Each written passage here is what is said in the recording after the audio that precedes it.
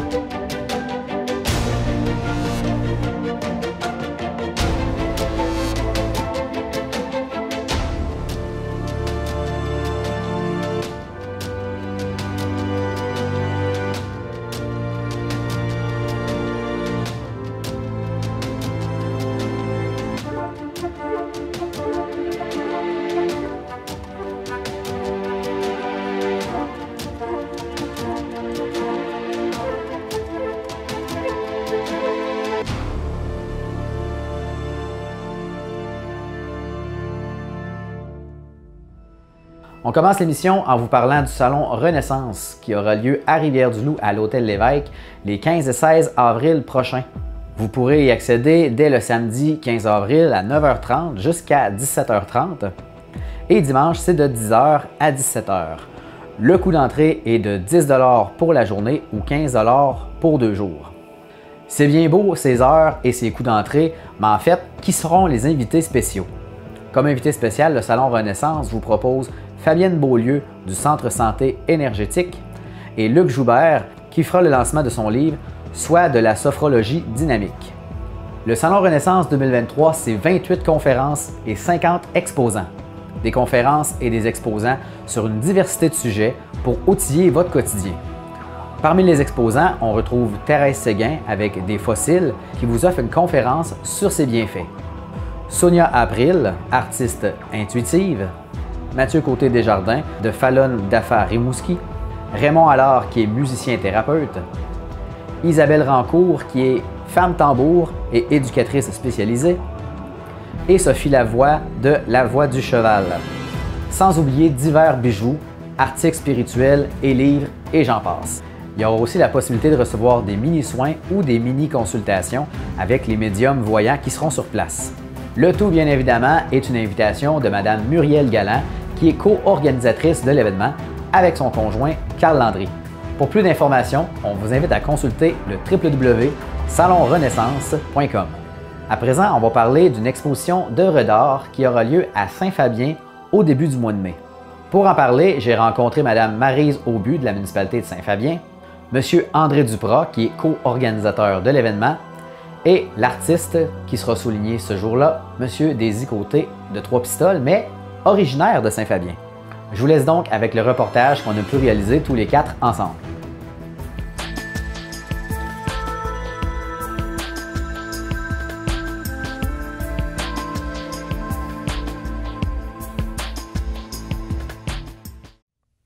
Le 5 mai prochain, la municipalité de Saint-Fabien sera hôtesse pour une exposition assez remarquable. Une exposition du peintre M. Daisy Côté. Afin de me parler de cette exposition et de tout ce qui l'entoure, j'ai rencontré Mme Maryse Aubu de la municipalité de Saint-Fabien, M. André Duprat, qui est co-organisateur de l'événement, et le principal intéressé, M. Daisy Côté. J'ai tout d'abord demandé à Mme Aubu de me parler de l'organisation de l'événement et de l'implication de la municipalité de Saint-Fabien. Cet événement-là, pour commencer, c'est un événement qui nous a été proposé par M. André Duprat, qui est venu nous rencontrer pour nous parler de l'œuvre de Daisy Côté, qui était natif de Saint-Fabien. Donc, tout de suite, on a accroché là-dessus parce que, évidemment, comme les natifs de Saint-Fabien, bien, ça nous fait toujours grand plaisir de souligner les réussites des gens qui viennent d'ici, surtout quand c'est de cette ampleur-là. Donc, tout de suite, le conseil municipal a embarqué aussi, moi aussi. Donc, on est parti en recherche de financement. On a été trouver des sous auprès de la MRC Rimouski-Neigette à travers l'enveloppe de développement culturel. On a approché les députés aussi, donc qui ont participé à l'événement. La municipalité aussi, évidemment, donne un petit peu de sous pour ça. Et puis, donc, c'est ça, notre soutien, il est technique, si on veut, et financier. Et puis, ça nous a grand plaisir, là, justement, de souligner une réussite d'un fils de Saint-Fabien. Là, c'est toujours quelque chose qui est très valorisant pour tout le monde, puis pour le rayonnement du village, finalement. Pour réunir un aussi grand public pour ce genre d'événement, ça prend un endroit de circonstance. Eh bien, j'ai demandé à Mme Aubu de me dire où est-ce que l'événement se déroulerait. L'événement va se tenir au pavillon des loisirs, mieux connu sous le nom d'Arena, donc dans la salle principale, là, la salle des jardins, qui est dédiée justement à des événements de tout genre. Donc, ça va être en soirée, en formule 5 à 7, mais bon, un petit peu plus étalé probablement qu'un 5 à 7, là, mais on va avoir justement une belle soirée là, en compagnie de Daisy, de sa famille, et puis de tous les citoyens là, qui voudront bien se joindre à nous pour admirer cette belle exposition sur le thème des arbres. L'Association forestière du Bas-Saint-Laurent sera également présente. Donc, j'ai demandé à Mme Aubu quelle place est-ce que l'association occuperait à l'événement. Donc, l'Association forestière agit vraiment en collaboration avec la municipalité pour organiser l'événement. Donc, ce qui s'est passé, c'est que nous, on les a approchés pour avoir peut-être un petit complément d'activité éducative. On ne pensait pas qu'ils voudraient en faire le thème du lancement, finalement, de leur mois de l'arbre et des forêts. Donc, on était super contents parce que ça rentrait comme... il y avait un alignement d'étoiles là, pour qu'on collabore ensemble à ce niveau-là, parce que c'est aussi une des visées de cette exposition-là, finalement, c'est de redonner sa place à l'arbre. Là, on le voit sur le plan artistique de façon magistrale avec l'exposition de M. Côté, mais en même temps, c'est aussi une façon de remettre l'arbre à l'avant-plan parce qu'il fait partie de notre quotidien, mais on le voit comme plus. Là, à un moment donné, c'est tellement présent qu'on ne se rend pas compte de toutes les implications symboliques que ça a dans nos vies. Donc, c'est une façon aussi de reprendre conscience de ça à travers l'exposition, puis à travers justement cette participation-là de l'Association forestière Bas-Laurentienne, qu'on remercie d'ailleurs chaleureusement. Avant l'exposition, un geste symbolique va être posé ce jour-là.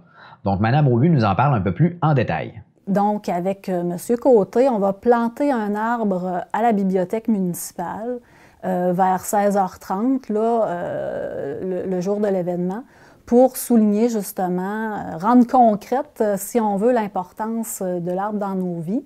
Et en plus, après avoir planté l'arbre, M. Côté va nous réciter un de ses poèmes parce qu'en plus d'être peintre, il est poète. Donc, on va avoir l'honneur et le grand plaisir d'entendre un de ses poèmes là, qui est aussi en rapport avec l'arbre, mais je ne dirai pas lequel pour garder le suspense.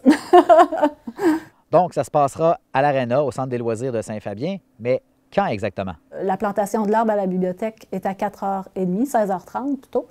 Et ensuite, tout le monde migre au pavillon des loisirs, qui est juste à côté, là, qui est vraiment pas loin, vers 17h pour écouter la conférence de l'Association forestière Bas-Laurentienne et ensuite pour visiter l'exposition, entendre le peintre aussi sur son œuvre, ce qu'il a à en dire, sa démarche. Et puis, il va y avoir aussi plein de monde, donc et des petites grignotines et une petite coupe de vin pour accueillir tout ce beau monde-là et se rencontrer aussi dans le plaisir. Voilà. Derrière l'initiative d'un tel événement, il y a un homme, M. André Duprat. Son nom vous dit peut-être quelque chose puisque nous avions fait avec lui une entrevue pour le dévoilement d'une statue équine à Saint-Fabien devant les écuries du Pont-d'Or.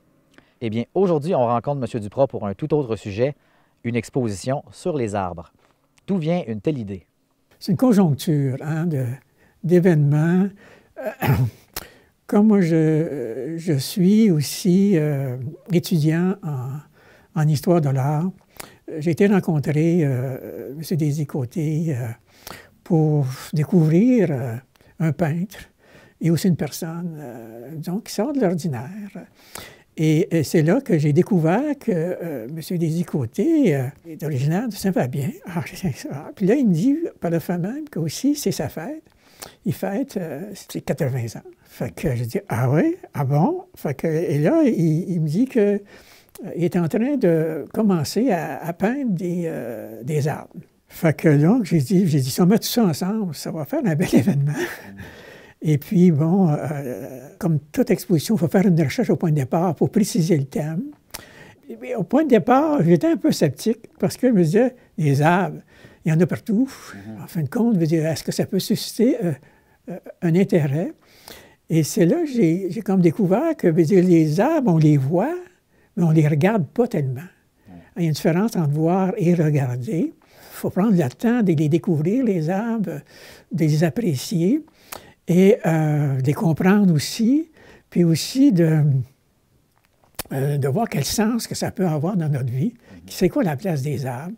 M. Désy-Côté a été fantastique dans le sens qu'il m'a amené à donner un sens aux arbres et aussi à trouver le titre de l'exposition, le thème de l'exposition. Et c'est là qu'il a sorti l'idée, il dit « L'homme comme un arbre ». Le thème n'est pas original. Okay. Dans la Bible, on présente l'homme comme un arbre. C'est de voir que c'est un thème fondamental. L'arbre est un végétal qui, veut dire, a une symbolique extraordinaire. L'arbre, ce n'est pas quelque chose de simple, c'est complexe parce que c'est très riche en symboles. Ça représente beaucoup de choses, ça représente aussi bien la nature, la vie, puis ça représente aussi l'homme jusqu'à certains points qui s'identifie à l'arbre. Ouais. Okay? Souvent, dans nos expressions, souvent on fait référence à un arbre, tu sais, veut dire « Ah, tu te protèges parce que tu as une bonne écorce. Tu sais, les branches, dans une discipline, il y a plusieurs branches. Tu sais, fait que donc, c'est un référent bien important. Et c'est dans ce sens-là que c'est un des objectifs, il y a plusieurs objectifs dans l'exposition, c'est d'amener aux gens de découvrir des œuvres, découvrir un auteur, mais aussi, ça permet aussi de vivre une expérience de contact avec soi-même, puis aussi d'essayer de voir un peu en quoi que cette exposition-là peut m'aider à mieux me définir.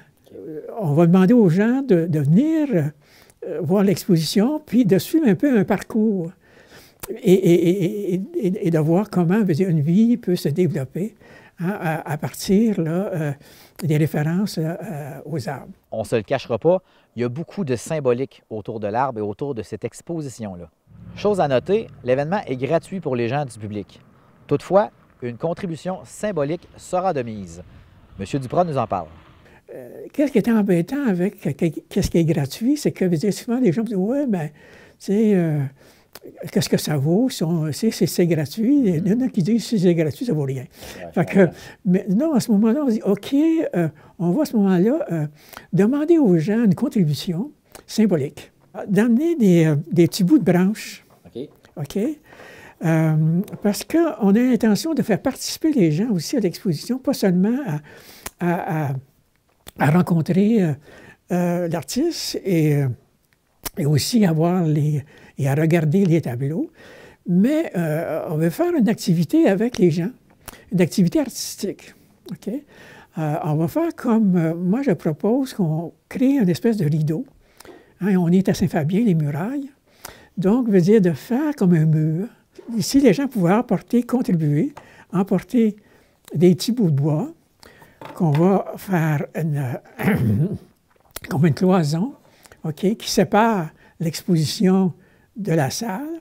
Et là, ça va nous permettre aussi de faire quelque chose de plus intime. Puis ça va permettre aussi de créer une atmosphère d'un parcours dans un petit sentier et le voir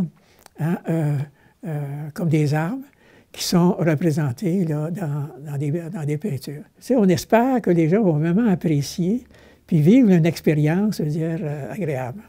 je gardais le principal intéressé de l'événement pour la fin, M. Daisy Côté, pour nous parler d'où vient l'idée d'une telle exposition. C'est une initiative qui a duré un bon bout de temps, parce que ça a duré quasiment 2 ans, le temps de la COVID et ces affaires-là. Alors, je m'ai mis à travailler plus sur les arbres.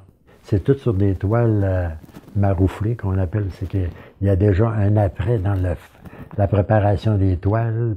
Alors, je me sers du fond de la toile qui avait déjà été peinte des fois pour faire un genre de marouflage qui fait un genre de relief dans mes toiles. Fait que c'est un nouveau comme procédé. Fait que je m'étais ambitionné à travailler sur ça, à aller un petit peu plus loin. Et à ça, je me suis rendu compte aussi que je travaillais beaucoup en me mémorisant sur les arbres, quasiment, parce que je me disais, je peins un peu mon histoire, mes affaires, tout ça. Fait que ça a donné un sens à cette exposition-là, à sa série-là, je dirais. À ça, là, j'ai ajouté aussi des textes, des petits textes que j'avais préparés qui vont avec chaque arbre, puis tout ça. Fait que ça fait une série qui est... En fait, c'est comme une série qui est une collection, qui est quasiment pas séparable, qui va tout un ensemble. Puis chaque tableau peut représenter aussi des histoires, des passages de ma vie, entre autres. On prend comme la perte de ma mère, mettons, on va représenter un tableau, tu sais, puis là, je peux l'expliquer, ou j'ai mis certains petits textes qui peuvent l'expliquer. C'est de même que la démarche est venue là, de continuer ça en faisant un montage de toute la série de tableaux sur ces arbres-là, puis même, entre autres, ben, on a ajouté toujours, comme je dis, les premiers, on a sorti 4, après ça, j'ai vu que ça était un petit peu plus loin, puis un petit peu plus loin. Tout ça finit par sa série de 18 tableaux avec le message, plus une introduction et une conclusion. Donc, il y a 3 tableaux d'introduction, puis 3 tableaux de conclusion à la fin de ça. Comme l'exposition traite sur les arbres, eh bien, ça allait tout naturellement de demander à M. Côté, pour lui, qu'est-ce que représente un arbre? Bien, pour moi, un arbre, ça représente beaucoup, parce que le titre, d'abord, c'est l'homme comme un arbre. Alors, l'homme comme un arbre, c'est que pour moi, je vois l'homme comme un arbre parce que l'homme prend racine comme l'arbre prend racine. Puis l'homme grandit comme l'arbre grandit.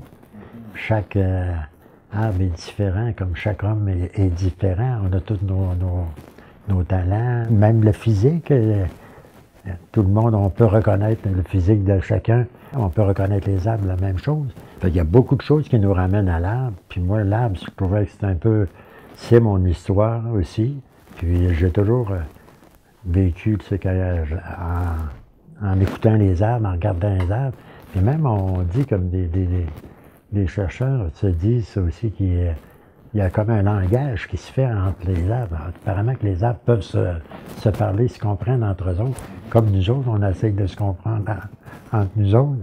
Fait que c'était ma façon, autrement dit, de me raconter aussi un petit peu. Là. Tu sais, comme, c'est beau, des fois, les gens disent écrit des poèmes, mais ça vient pas tout à fait comme ça. Là, c'est pour ça que c'est pour ça que j'appelle ça l'homme comme un arbre, mais ça aurait pu être un brin de poésie et les arbres aussi, ça aurait pu être donc, différent. Pour finir, je me suis intéressé un peu plus aux expositions de M. Côté. Je lui ai demandé, à 80 ans, où est-ce qu'il en était? À combien d'expositions est-ce qu'il était rendu? Dans les cours de peinture, je dirais que dans les cours que j'ai donnés, je vais être rendu à 40 ans. 40 ans de cours. Puis, dans les expositions, j'ai commencé à sortir vers les expositions avec des thèmes, des thématiques, puis tout ça. Finalement, ben, j'ai ajouté les autres expositions là-dedans, puis mais rendu à 108, j'ai arrêté. À 108 expositions? J'ai arrêté, je ne sais pas pourquoi, là, mais je me suis dit, il y en aura encore d'autres. Fait que là, j'ai dit, on va dire que ça conclut ça.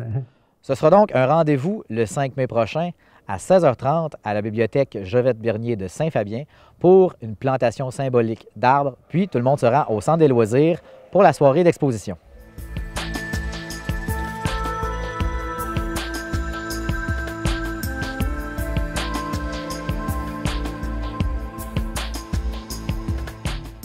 À présent, on prend une pause publicitaire. Au retour, on va parler de l'Assemblée du Conseil de ville de Saint-Michel de Squatec du 3 avril dernier.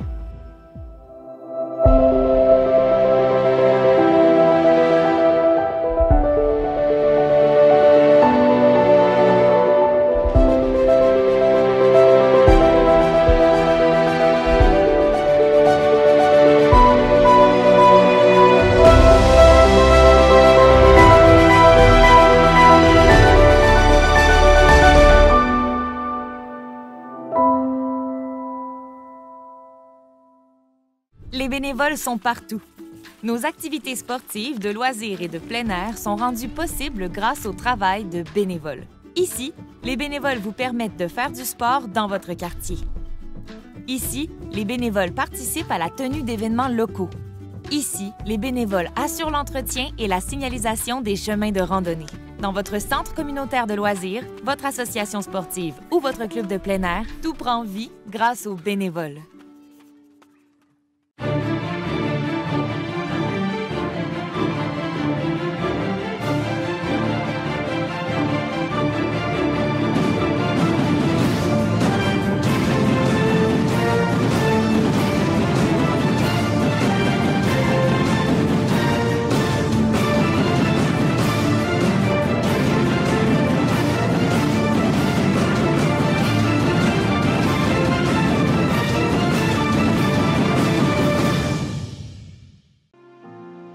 Je m'appelle Mihaela Radu. Quand j'ai commencé le bénévolat, c'était pour voir un peu comment ça marche. Tu peux te développer un peu plus quand tu commences notre vie. Tu commences de zéro, c'est pas facile. Mais le bénévolat m'a aidé beaucoup. C'est important de faire le bénévolat avec la passion.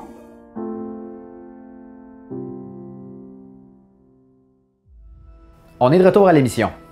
Maintenant, on fait un retour au 3 avril dernier à Squatec pour le Conseil de ville. À chaque début de mois, je vous fais un retour sur l'Assemblée du Conseil de ville de Squatec.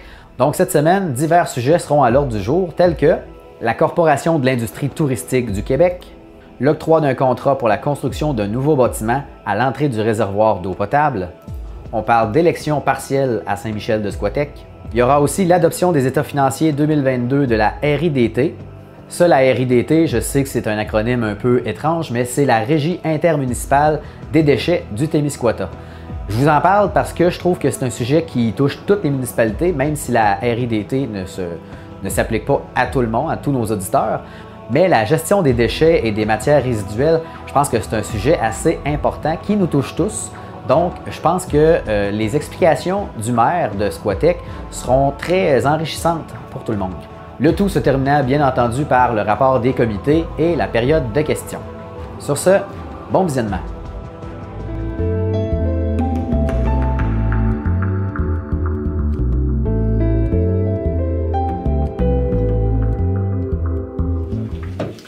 Donc, bonsoir tout le monde. Bienvenue à tous. On fait la lecture de l'ordre du jour. En 3, adoption du procès-verbal de la séance ordinaire du 6 mars 2023. En 4, approbation des comptes. 5, correspondance. 6, délégation d'autorité. En 7, octroi d'un contrat pour la construction d'un nouveau bâtiment. En 8, élection partielle. 9, adoption des états financiers 2022 de la RIDT. En 10, vente du lot à M. Jean Talbot. 11, modification au tarif des loisirs. En 12, nomination d'un élu pour le comité du marché public de Squatec. 13, demande de contribution financière pour les finissants de l'école secondaire Vallée-des-Lacs. En 14, achat de modules de jeux et appareils d'entraînement extérieur. En 15, confirmation de fonction contremaître des travaux publics. En 16 autres sujets, on a des mandats, plans et devis. En 16.2, on a demande de programme de soutien financier pour les initiatives structurantes en loisirs et en sport. En 17, rapport des comités, 18, période de questions et 19, levée de l'Assemblée. On aurait une proposition pour accepter l'ordre du jour. Sonia en fait la proposition. Parfait pour tout le monde? Oui. L'approbation des comptes. Donc, vous avez toute la liste des comptes à payer. On a en haut la liste des chèques émis et les salaires du mois. Donc, les salaires nets, ça comprend élus, employés, les frais de déplacement pour mars 2023. On parle de 54 785,35 $. Le ministère du Revenu du Québec ainsi que la CSST pour 21 054,99 $. On a le receveur général pour 7 950 $ pour un sous-total de 83 790,34 $. On a des comptes incompressibles de 4 628,3 $. Un total des comptes à payer pour avril 2023 de 114 059,64 $. À ça s'ajoutent des factures à payer pour 866,81 $, des chèques émis pour 1560,55 $, pour un grand total de 204 905,37 $. Vous avez le détail dans le reste du document. Si vous avez des questions. J'ai pas de questions. Donc, Sébastien en fait la proposition. Parfait. Délégation d'autorité à la Corporation d'industrie touristique du Québec. Dans le fond, ça nous prendrait une proposition pour qu'on puisse nommer Francis Ouellette, notre directeur général, pour représenter la municipalité au sein de la Corporation d'industrie touristique du Québec. Dans le fond, Francis va être capable de répondre aux questions qui ont rapport à quand la corporation demandera certaines interrogations. Au niveau publicitaire, c'est quoi exactement? C'est au niveau de l'enregistrement des institutions d'hébergement. Le camping, on est enregistré auprès de cet organisme-là pour au pays. Fait que si vous êtes en accord qu'on propose Francis, ça me prendrait une proposition. Sébastien fait la proposition. Parfait pour tout le monde? Yes. Oui. L'autre point, octroi d'un contrat pour la construction d'un nouvel... Tu n'as pas de correspondant? Non. Non. Tu as sauté le point correspondant. Pardon. Merci de me mettre à l'ordre. Non, je n'avais pas de correspondance. Les points vont être ajoutés. Les points ont été mis à l'ordre du jour. C'est ça. L'autre point, octroi d'un contrat pour la construction d'un nouveau bâtiment à l'entrée du réservoir d'eau potable.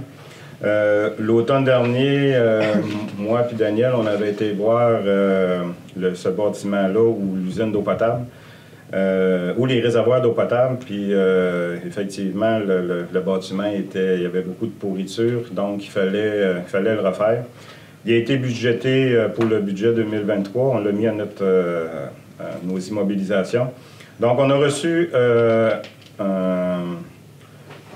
un contrat, dans le fond, de construction Étienne Leblanc-Brault, incorporé pour le remplacement de ce bâtiment-là.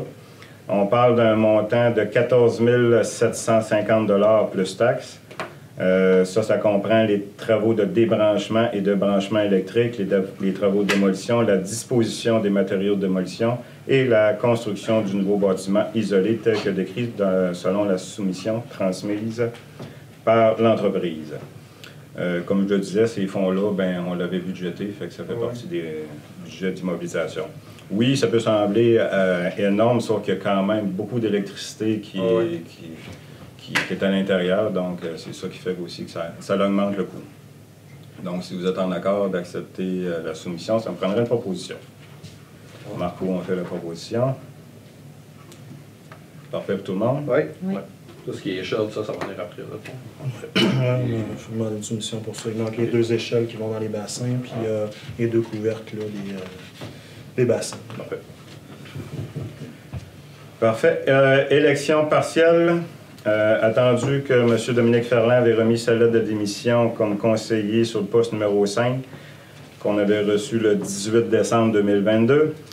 Le 12 janvier, il y a eu un avis de vacances du poste conseiller numéro 5 qui a été déposé par le directeur général, que le poste numéro 5 a été constaté plus de 12 mois avant le jour fixé pour le scrutin d'une élection générale, que le poste numéro 5 doit être comblé par une élection partielle.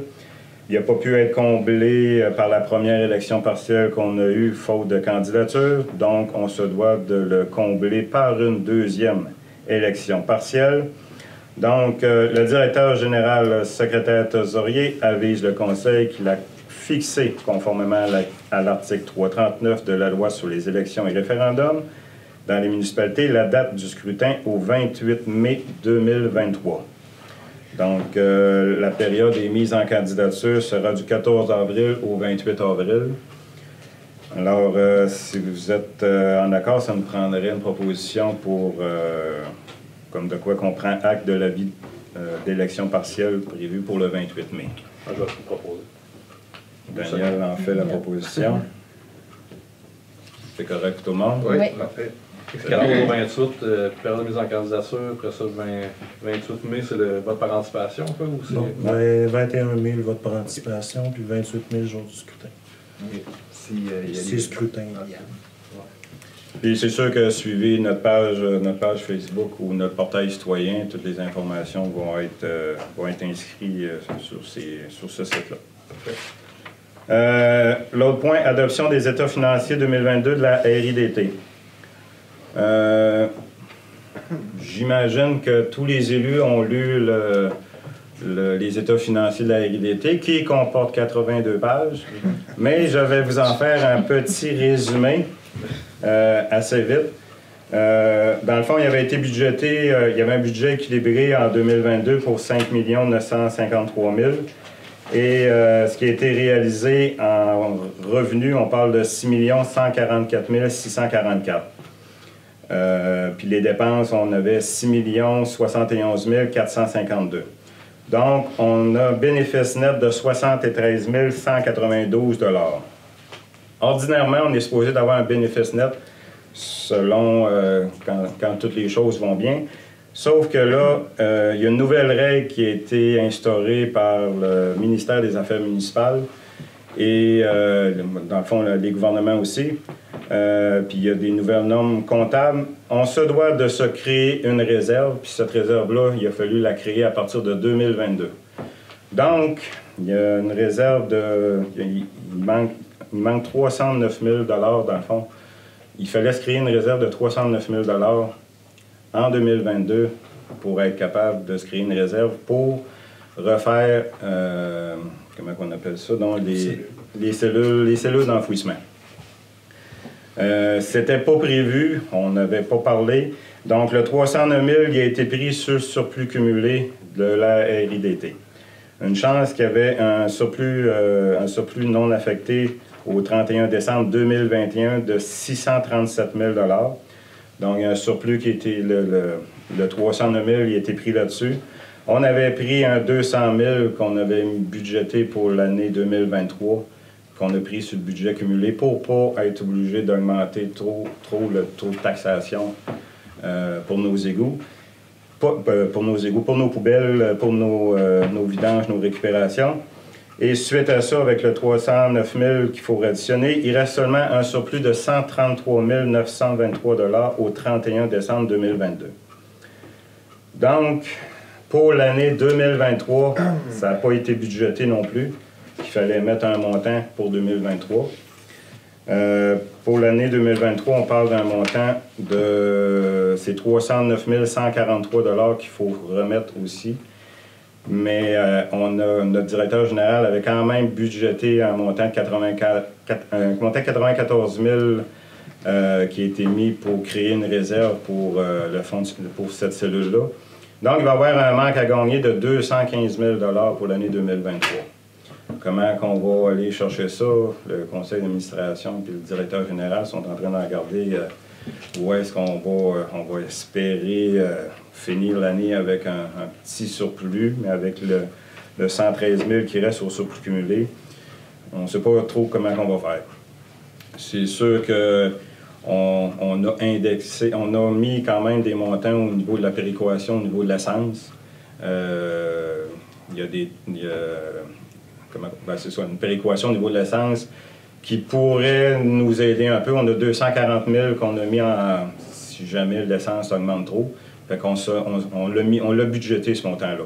Fait que ça pourrait arriver que si on arrive à un 100 000 d'indexation au niveau du carburant, bon, on irait sauver peut-être un 140 000 là-dessus en tout cas. c'est des approximatifs, mais c'est peut-être juste là-dessus qu'on pourrait être capable d'aller récupérer de l'argent. Mais soyez assurés qu'en 2024, on parle qu'il va falloir créer dans notre réserve 303 000 encore pour l'année 2024. Donc, ça va être l'utilisateur payeur, dans le fond, qui va être obligé d'être taxé par rapport à ça. C'est sûr que ça ne représente peut-être pas un si gros montant que ça. On parle de 300 000 sur un budget de 6 millions. On n'est pas en mesure de sortir le calcul, comment que ça pourrait arriver pour chaque résidence. Sauf qu'il va falloir qu'on se casse la tête vraiment pour être capable d'arriver plus serré, plus juste dans nos états financiers pour 2023. C'est per capita, là? Non? De quoi, par capita? Ben, je veux dire, les chiffres, tu t'avances là. Non, ben le 303 000 qui nous manque, dans le fond, pour l'année 2023, ça, c'est pour la RIDT, la Régie intermunicipale des déchets du Témiscouata. C'est ça. Donc, ce 303 000-là, si on est capable d'en récupérer un peu dans notre fonctionnement, ça sera ça. Mais le reste, ben, c'est sûr, il va falloir qu'il soit redivisé. Il va falloir qu'il soit redivisé pour l'année 2024. On peut pas. C'est redivisé comment? C'est per capita? Non? Oui, ben, ça va être par capita. Par unité d'habitation. Par unité d'habitation. Okay, Je cherche un nom exact. Là, c'est sûr que je ne l'élaborerai pas trop là-dessus parce que je vais en reparler tout à l'heure lors du rapport des comités parce que là, c'est quand même, il faut adopter les états financiers de la RIDT. Mais c'est tout ça pour vous dire que si on est capable de passer d'une année de plus, parce que la durée de vie utile d'une cellule est de 7 ans, si on est capable de la monter à 8 ans, bien, on sauve tout près de 300 000 $. Donc, on est capable d'aller chercher des économies, mais à court terme, on ne peut pas aller chercher tout de suite. Sauf que, de toute façon, tout à l'heure, j'en parlerai au niveau du rapport des comités. Fait que si vous êtes en accord, ça me prendrait une proposition. C'est sûr qu'on n'a pas le choix. C'est les 19 municipalités qui se doivent d'adopter le budget de la RIDT.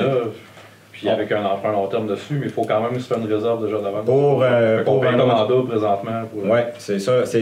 Mais la prochaine, il n'y aura pas d'emprunt. C'est ça. C'est un peu la manière qui avait été calculée, on pensait que c'était correct parce qu'on se créait une réserve de 94 000 pour justement pas emprunter. Mais on ne pouvait pas, en tout cas, il y a des chiffres comptables qu'il faut respecter. Mais là, c'est le ministère qui arrive avec un nouveau règlement, avec l'indexation que ça va coûter en 2027. Il prévoit qu'une prochaine cellule devrait coûter environ, je pense que c'était 1,5 million. Mais suite à ça, il y a la fermeture d'une cellule qui n'avait pas été vraiment calculée. Ça, c'était comme pris dans le budget de fonctionnement. Fait qu'il y a un coût à fermer une cellule aussi, parce qu'il y a quand même un pied de terre qu'il faut remettre. Après ça, il y a 2 épaisseurs de toile. Entre les 2 toiles, il y a une épaisseur de terre qu'il faut remettre. Après ça, il y a un pied de terre végétal qu'il faut remettre par-dessus. Des cheminées pour calculer le gaz qui est éjecté de ces cheminées-là. Puis il y a des inspecteurs, il faut qu'ils viennent à chaque année vérifier les gaz qui sont éjectés de ces cheminées-là. Donc, tout ça calculé fait qu'on arrive à des coûts estimés pour 2024 de 303 000 $. Dans le fond, le site, il fournit moins qu'avant parce qu'on génère plus de déchets qu'avant. Non, on génère la même quantité de déchets. C'est juste qu'avant ça, il empruntait pour faire une nouvelle cellule. Puis là, c'est comme plus trop vraiment réglementaire. Fait qu'on ne sait pas les coûts de construction. Fait que là, eux autres, il y a mieux. Le ministère dit: vous allez taxer vos citoyens en conséquence. On va l'évaluer, nous autres, comment elle va vous coûter en 2027. Fait que c'est sûr que si nous autres, en 2027, on dit notre cellule est encore bonne, il nous reste 1 an, bien là, ça va baisser les coûts.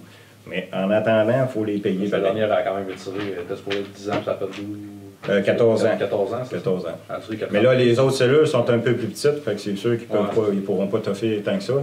Mais selon le directeur général, il parlait qu'en principe, était fait pour 7 ans. Et si on peut faire 8 ans, bien, on sauve 300 000 quand même sur ça. Fait mais ça reste que là, présentement, là, pour ce point-là, il faut adopter les états financiers. Si vous êtes en accord, je sais pas si vous l'aviez compris de même, mais nous autres, on se les fait expliquer comme ça aussi. C'est un montant qui n'était pas prévu pour 2022, mais qu'il a fallu, justement, une chance qu'on avait un bon coussin, qui fait qu'on a pris ce coussin-là dans le surplus cumulé pour être capable de créer cette réserve-là. Fait que, si vous êtes en accord, je prendrai une proposition pour accepter les états financiers. Sébastien fait la proposition. Comme je l'ai dit tout à l'heure, dans le rapport des comités, je vous en reparlerai de ce point-là. Autre point, achat de modules achat de modules de jeux et appareils d'entraînement extérieur. On a reçu une soumission de l'entreprise Jeux 1000 pattes pour l'achat d'un module de jeu pour enfants et 2 appareils d'entraînement extérieur au coût de 46 785 $, avant taxe, pour le parc intergénérationnel. On tient à préciser aussi qu'on a fait une demande il y a quelques semaines au Fonds Vitalisation. On a eu la confirmation que notre demande avait été acceptée. Alors, on a un autre montant de 100 000 $ pour notre parc intergénérationnel qui va provenir du Fonds Vitalisation. C'est un fonds qui provient de la MRC. Donc, si vous êtes en accord pour l'achat de ces 2 appareils d'entraînement extérieur, ça va passer dans le fond, dans le fonds de vitalisation qu'on va recevoir. Dans le fond, on avait eu déjà 100 000, Bruno, de Primada, du programme régional Amis des aînés. Là. Okay. Puis on avait un 100 000 $ qu'on a reçu d'eux autres, on a eu l'acceptation, ça fait quand même quelques mois. Ouais. Il y a eu des achats qui commencent à être faits. Puis pour le fonds vitalisation, c'est un autre 100 000 $ qu'on va recevoir de la part de la MRC. Pour notre projet. Il y avait un montant de la caisse. La caisse, c'était 15 000 $ ici qu'on avait reçu. Fait qu'on a un 215 000 $ déjà de ramassé pour notre parc intergénérationnel. Fait que Daniel en fait la proposition. C'est correct tout le monde? Oui. Au point rapport des comités. Commencer par Daniel. Rapport des comités, moi, le comité des loisirs, c'est mercredi, puis la rencontre des organismes la semaine prochaine, sinon j'ai rien eu entre les deux. C'est bon? Aucune réunion. D'accord, vu. Même chose. Mercredi, je vais être présent, toi, tu peux pas. Non, c'est ça. Comité des loisirs. OK. J'en reviens avec ça après. Parfait. Au niveau de la RIDT, dans le fond, ce que je vais revenir à ce point-là. Ce qu'on est en train de regarder, c'est qu'il y aurait des possibilités à le faire, ce serait quand même assez facile, puis ça se fait dans d'autres régions, dans la région de la Gaspésie, c'est de mettre des puces sur les bacs roulants, mais les bacs à déchets.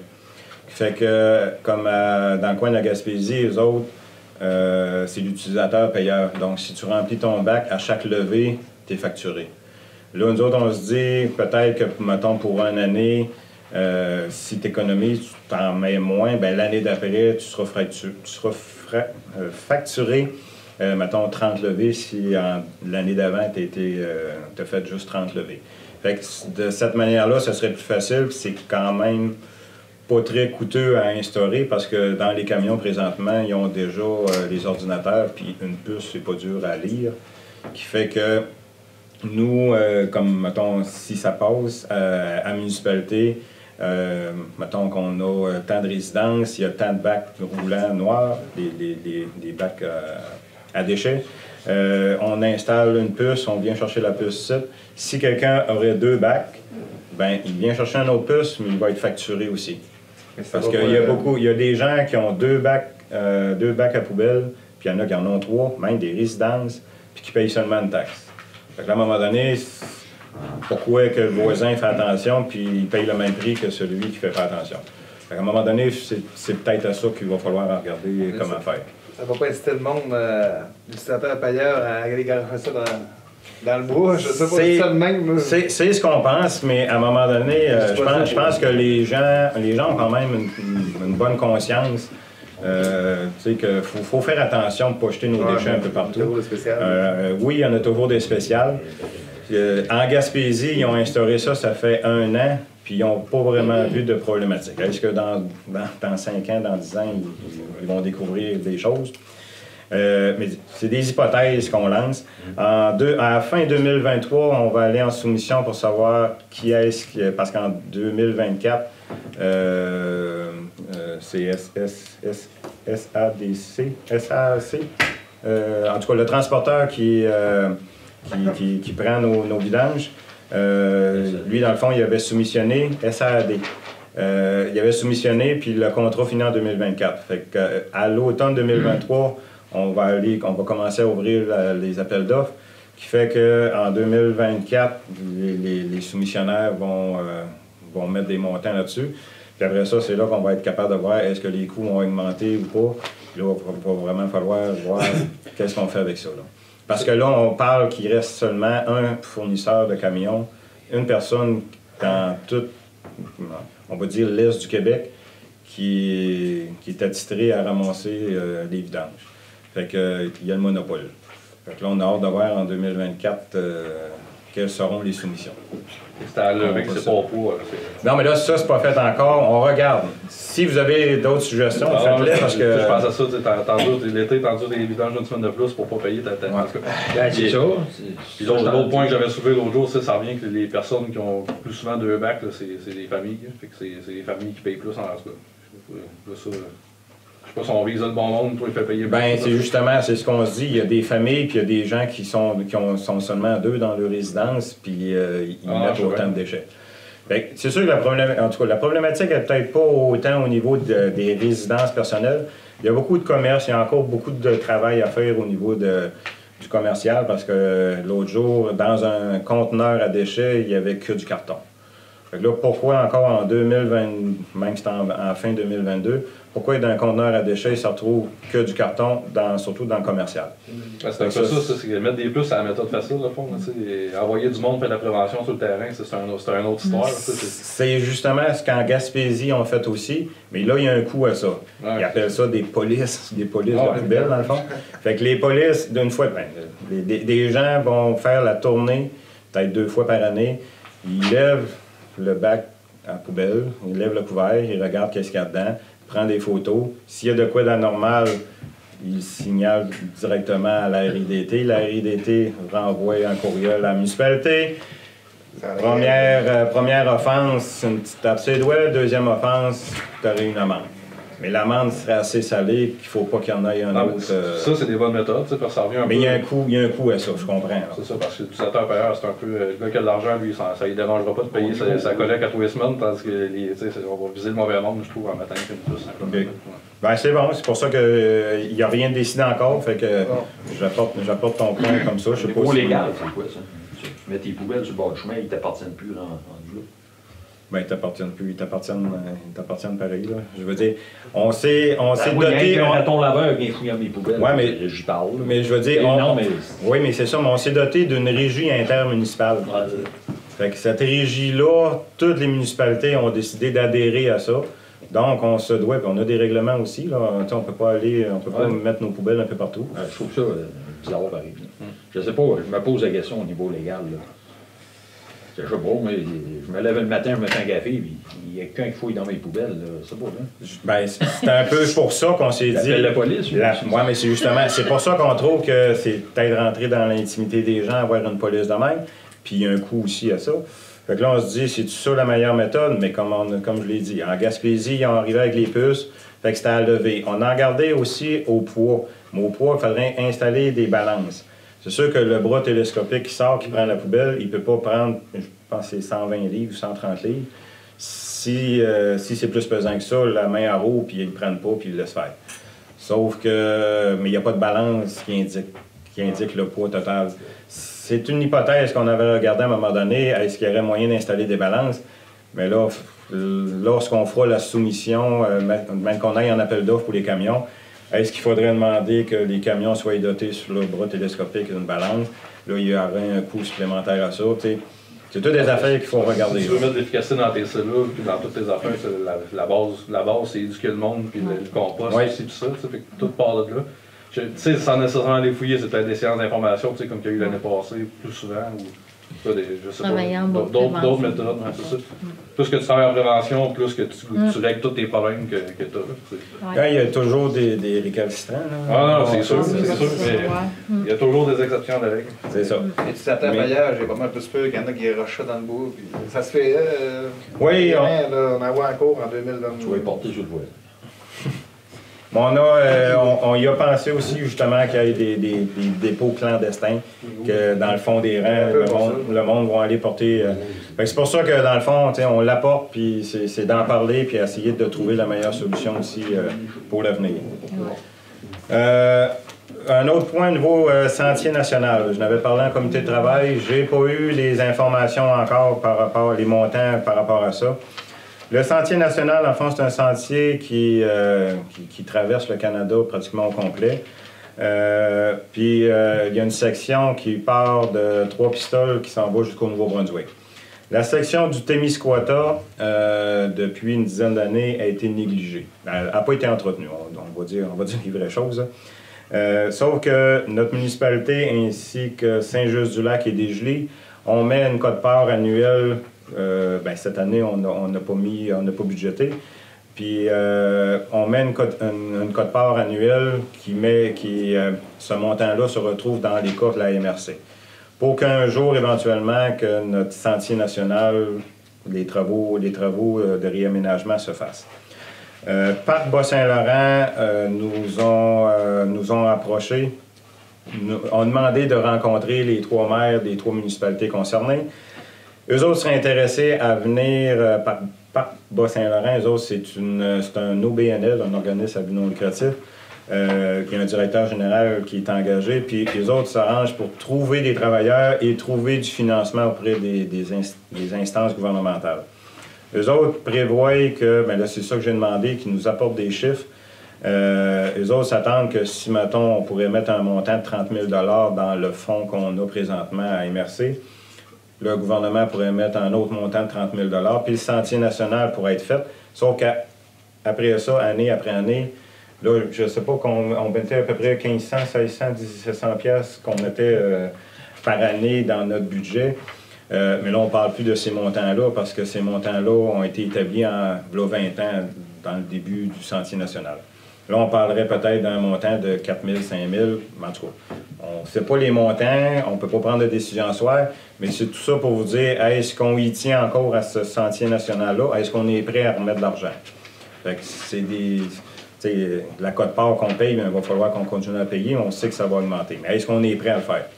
C'est une réflexion lorsqu'on aura les montants attitrés, mais c'est sûr que ça va augmenter. Là, on parle, mettons, 1700, 1800, mais on peut parler de 4 5 000 $, mettons, par année pour le secteur de Squatec. On a quand même 87 km au Témiscouata de sentier national. Le parc national, il entretient 37 ou 39 km, qui fait que le reste, ça serait à nous autres à s'en occuper. Ça reste à voir, le jour qu'on aura les montants par rapport à ça, je vous en ferai part. Si on décide de dire oui, nos citoyens vont repayer encore un petit montant par rapport à ça. Puis tout à l'heure, aux périodes de questions, si vous voulez donner votre point de vue par rapport à ça, vous en parlerez. L'autre point, transport en commun. Environ une dizaine d'années, ça avait été apporté à la MRC de partir une régie de transport en commun. Il y a 2 régies présentement au Québec. Il y en a une sur l'île de Montréal, puis il y en a une en Gaspésie. Là, présentement, ils voudraient en partir une au Bas-Saint-Laurent. Sauf qu'on n'a pas les chiffres encore exactement, mais est-ce que ça vaut... est-ce qu'on en veut un transport en commun? Il y a des estimés un peu qui ont été faits. Eux autres seraient prêts, mettons, pour le secteur de la 185. Sur semaine, il y aurait 3 allers-retours Desgelées, Rivière-du-Loup par jour. Pour notre secteur, mettons, par la 232 qui s'en irait à Rimouski, on parle de 3 allers-retours par semaine qui passeraient à Squatec jusqu'à Rimouski. C'est plus ça qui nous intéresse. Mais si on a une régie, ça serait géré par une régie. On se doit d'avoir une taxe d'assises, une taxe de 2 cents sur le litre d'essence. Fait que ce 2 cents-là, ben, il faut que ce soit à l'ensemble du Bas-Saint-Laurent. Donc, tous ceux et celles, je dis l'essence, mais c'est tout ce que rapporte le diesel aussi, là, de la taxe de carburant, c'est une taxe qui serait additionnée. Fait qu'à Montréal, eux autres, ils ont 3 cents. La régie émet un montant de 3 cents. Nous autres, ils ont calculé puis ils ont dit que 2 cents, ça serait correct. En Gaspésie, ils sont à 1 cent, mais à 1 cent, ils commencent à manquer d'argent. Eux autres, dans le fond, ce qu'ils veulent de ce transport-là en commun, c'est ils ne vivraient pas avec l'entrée d'argent, ils veulent vivre avec les retours des taxes sur l'essence. Fait que ça serait pas... On a demandé des prix, mais ça coûterait tout de même comme 3, 4, 5 $ pour partir d'ici, monter à Rimouski. Mais là encore, il faut y aller avec les heures fixes, avec les heures d'autobus qu'ils nous donnent. On va prendre plan détaillé un peu avec les études qu'ils vont faire et les besoins réels. Bien, ce qui arrive, c'est ça. Il y a les 8 MRC du Bas-Saint-Laurent, dans le fond, il faut qu'ils se penchent là-dessus. C'est pour ça que nous autres, je vous en parle, les citoyens, il faut qu'ils le sachent aussi. Il y aurait peut-être un montant de, il me semble, c'est 25 000 $ que la MRC mettrait pour dire qu'on a un transport en commun. Sauf que là, c'est pas clair s'il faut que toutes les MRC acceptent. Est-ce que toutes les municipalités de chaque MRC acceptent ou non, c'est la majorité? Fait que là, on sait qu'il y a déjà une MRC dans le Bas-Saint-Laurent qui a refusé ça. Là, nous autres, on commence à m'en parler. Fait que c'est pour ça que, à un moment donné, il faut donner notre avis. Puis au prochain, c'est pas au prochain Conseil des maires. Si c'est pas au prochain, ça va être à l'autre. Il va falloir se pencher si on décide d'aller de l'avant avec ça. C'est sûr qu'on peut aller de l'avant pour l'étude du projet.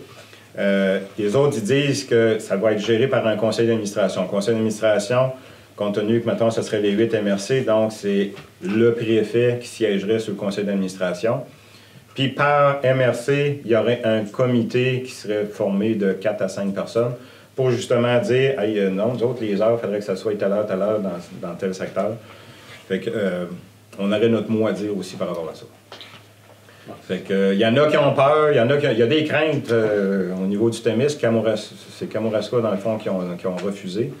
Il y a des craintes, il y en a qui parlent de l'exode, les gens vont aller acheter en grande ville. Sauf qu'il y a des gens qui disent, il y a des personnes âgées qui des rendez-vous à l'hôpital, c'est pas tout le monde qui peut y aller avec leur voiture. Fait qu'avec un transport en commun, ça pourrait aider. Fait que c'est toutes des choses de même qui est analysée. Mais c'est tout le monde, il faut qu'il donne son point de vue. Fait que c'est pour ça que je vous en parle ce soir. Donc, merci à tous et bonne fin de soirée.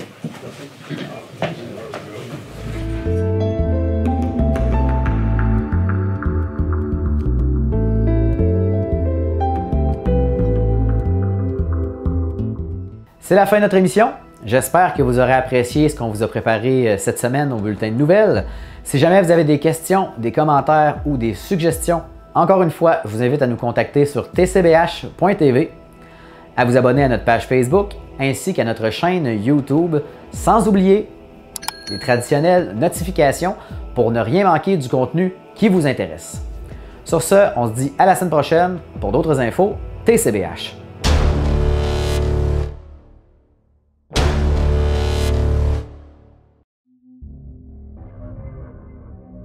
Cette émission est une réalisation de TCBH, propulsée par Derry Télécom.